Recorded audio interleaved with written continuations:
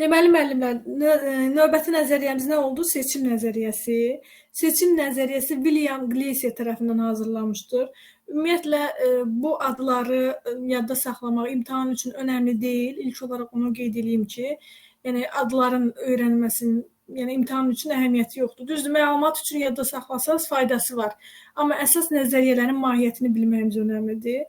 Danışacaq seçim nəzəriyyəsinin mahiyyəti nədir və seçim nəzəriyyəsində hansı prinsiplər var, bu haqda danışacaq.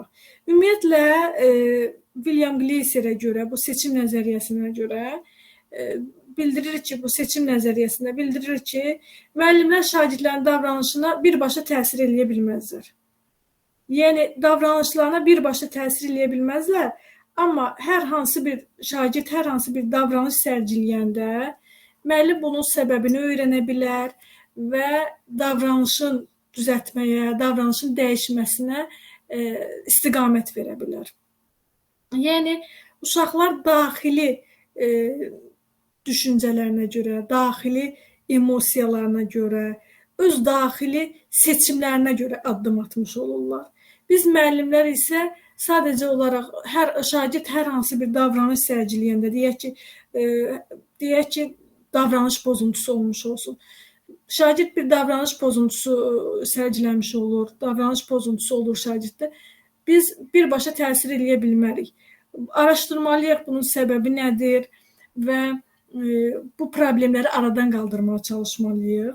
Ümumiyyətlə, ilk olaraq bu nəzəriyyəyə görə onları qeyd edək ki, seçim nəzəriyyəsinə görə insanların ehtiyacları var.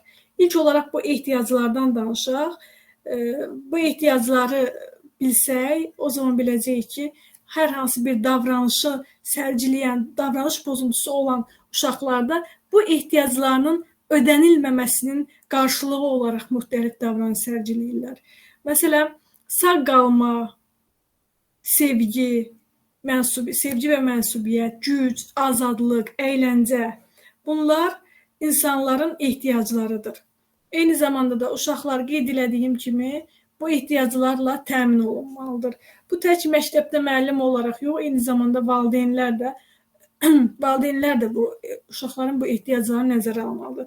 Məsələn, sağ qalma ehtiyacı deyiləndə nə nəzərdə tutulur? Sağ qalma ehtiyacı deyildikdə, yəni burada qida, sığınacaq və yaxud da fiziki rahatlıq, psixoloji rahatlıq özünü göstərir, daha doğrusu aiddir. Məsələn, psixoloji rahatlıq deyəndə biz həmişə deyirik sağlam psixoloji mühit.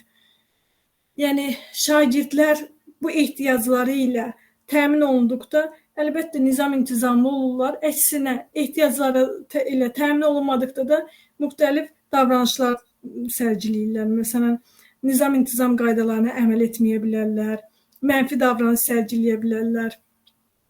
Sevgi və mənsubiyyət. Seçim nəzəriyyəsində bəlkə də ən mühüm ehtiyaclardan biridir sevgi və mənsubiyyət. Məsələn, şagird müəllim tərəfindən və yaxud da həmyaşıdları tərəfindən sevilmədiyini hiss eləyəndə, o əlbəttə nə olacaq, necə davranış sərgiləyəcək? Əlbəttə, mənfi davranış sərgiləyəcək. Ona görə də sevgi və mənsubiyyət ehtiyacı ən vacib ehtiyaclardandır.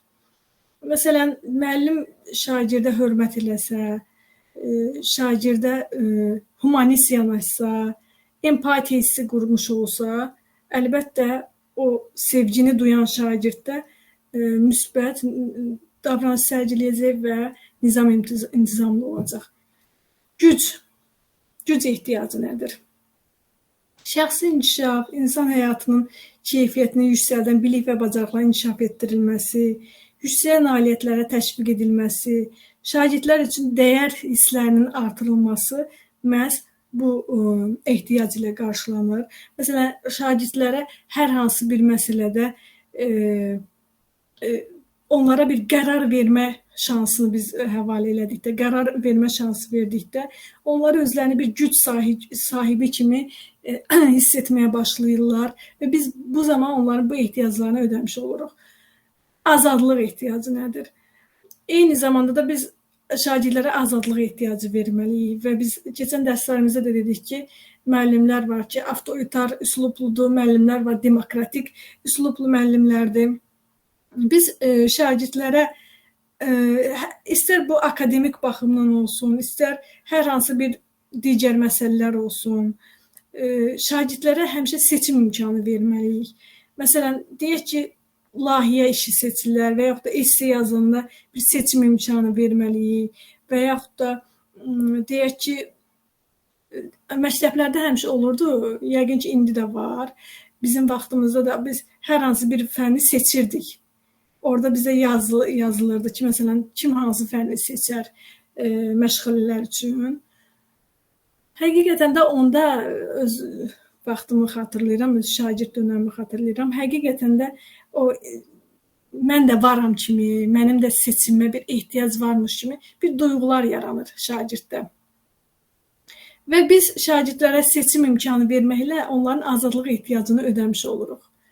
Əyləncə də adından məlum olduğu kimi oyunlar, məmnunluq, sevinc üçün müxtəlif əyləncəli məşğələlərin, əyləncəli dərslərin keçirilməsi şagirdlərin əyləncə ehtiyacının ödənilməsinə gətirib çıxarmış olacaq. Bu bizim Gleyserin seçim nəzəriyyəsi idi, əziz müəllimlər. Burada da mənə elə gəlir ki, çətin heç bir şey yoxdur.